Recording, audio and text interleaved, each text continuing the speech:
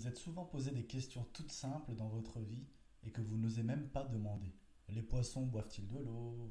Pourquoi 11 joueurs dans une équipe de football? Dois-je me laver les cheveux avant d'aller chez le coiffeur? Bref, des questions toutes basiques. Eh bien, j'en ai une pour vous aujourd'hui.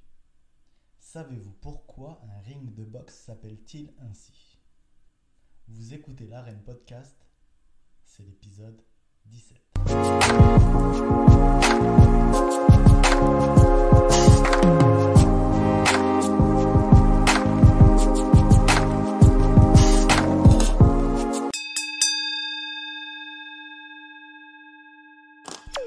Eh oh, Jamy! Oui, Jamy, alors? Bon, à l'origine, il faut remonter bien loin dans le temps. À Olympie, en Grèce antique, lorsque les athlètes pratiquaient le pugilat. Le pugilat, c'est l'ancêtre de la boxe. La règle était simple, le chaos, point. À l'époque, les deux hommes s'affrontaient avec ce que l'on appelait des cestes, qui étaient constitués de sangles en cuir. Vous avez déjà dû en voir dans les films de Romains, Gladiator par exemple. My name is Maximus Decimus Meridius. Bon, ok, je mets la version française pour les non-bilingues. Mon nom est Maximus Decimus Meridius, commandant en chef des armées du Nord, général des légions Félix, fidèle serviteur du vrai empereur Marc Aurèle. Donc, les deux rivaux combattaient dans un cercle dessiné dans le sable pour matérialiser la zone de combat. Donc, pendant des siècles, c'est resté comme ça. Il faudra attendre le début du XVIIIe siècle pour apercevoir une évolution dans la taille de la zone de combat, qui restera toutefois ronde. Donc c'est vrai parce qu'à l'époque, en Grèce antique, le pugilat était certes bourrin, mais ça restait quand même assez esthétique, c'était organisé, c'était pas voilà. Alors qu'au XVIIIe siècle, on passe vraiment dans des combats de rue entre guillemets, parce que la boxe est vue comme un moyen de régler des différends. Comme des combats de rue.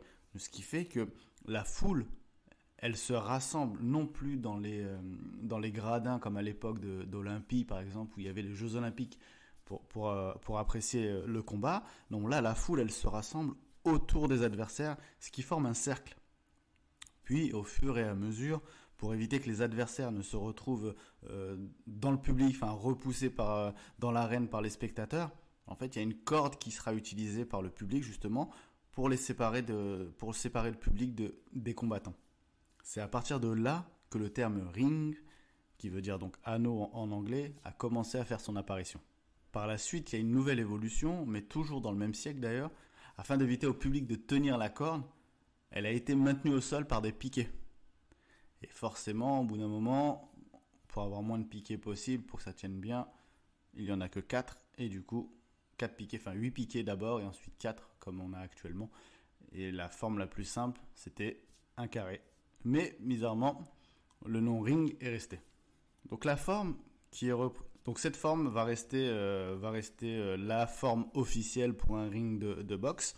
Elle sera reprise en 1838 dans les règles du London Prize Ring. Il est stipulé à l'intérieur que le ring doit être fait sur l'herbe et doit être un carré de 24 pieds de côté. Je vous l'ai fait en français parce qu'en anglais, j'ai peur avec mon accent. Donc cette forme carrée est celle qui est donc toujours en vigueur aujourd'hui.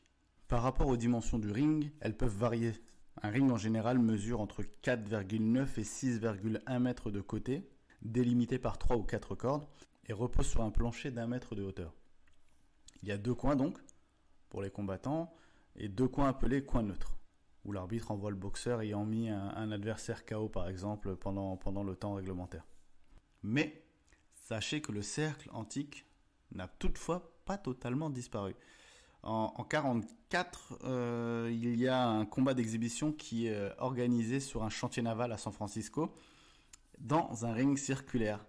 En 2013, on a eu aussi un diffuseur de télévision américain qui a créé le concept Big Cow Boxing, similaire un peu à la boxe pro, mais en utilisant cette fois une aire de combat circulaire et sans corde. En fait, l'objectif, c'était de privilégier favoriser le combat à mi-distance, et le KO. Bon, il y en a eu quelques-uns, pour vous dire vrai, hein, ça s'est arrêté en 2015, donc forcément, quand on essaye d'innover, ça ne fonctionne pas tout le temps. Voilà, j'espère que ce court épisode vous aura plu sur l'histoire du ring. Vous êtes de plus en plus nombreux à me faire des retours sur les épisodes et je tenais à vous en remercier. N'hésitez pas à partager, liker, commenter sur les réseaux sociaux, mais aussi sur les plateformes Apple Podcast, Spotify, Deezer et à vous abonner également. À très vite dans l'arène.